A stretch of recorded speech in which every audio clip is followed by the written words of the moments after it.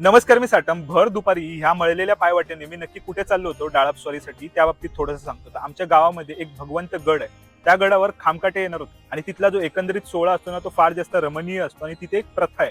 त्या प्रथेबद्दल मला तुम्हाला सांगायचं होतं आणि व्हिडिओ रेकॉर्ड करायचं होतं, म्हणून खास करून मी तिकडे चाललो होतो. बाकी या गावराहाटीमध्ये ना एकंदरीत तुम्ही बघाल ना कोकणामध्ये, तर महापुरुष, ब्राह्मण देव, चाळा आणि सातेरी अशा वेगवेगळ्या प्रकारच्या देवांचं अनन्यसाधारण असं महत्व आहे. आणि ही सर्व आहे ना ती मौखिक परंपरा आहे, म्हणजे कुठेही लिहिलेली नाहीये.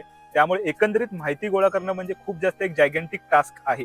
बाकी हे ब्राह्मण देवाचं सुबक असं देवस्थान आहे. इथून आता पुढे मी गडाकडे निघालो. बाकी जात असताना रस्त्यामध्ये दृश्य दिसलं. दुपारची झोप म्हणजे सुखच, नाही का? गावातील शाळा पाहून थोडंसं भारी वाटलं, पण शाळेत मुलं कुठे आहेत शिकायला सध्या? भगवान गडाकडे कूच करत असताना हा आपला शिलेदार आहे ना ओमकार, त्याच्या मनामध्ये प्रश्न आला, तो तुम्ही ऐका आणि त्यानंतर त्याबद्दल तुम्हाला काय वाटतं ते कमेंट सेक्शन मध्ये कळवा. हा माझा भाऊ आहे, ह्याचं पण नाव ओमकार आहे. हा कोकणी रान माणूस बद्दल हा काय बोलतो बोल. नंतर करूया. नंतर त्याचं असं म्हणणं आहे की कोकणात अवॉर्ड सेरेमनी झाली आणि वेगवेगळ्या रील स्टार्सना अवॉर्ड दिला, तर एक अवॉर्ड कोकणी रान माणूसला पण दिला पाहिजे होता त्याच्या कामासाठी.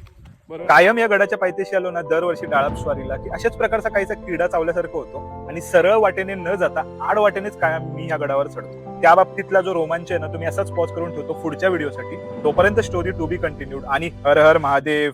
आणि हो, पुढे स्क्रोल करण्याआधी ह्या बाईला सुद्धा बघा, नाही तर ही रागवायची माझ्यावर. तिने पोज कशी दिली बघा आणि डोळे बिळे मारते व्हिडिओ मध्ये.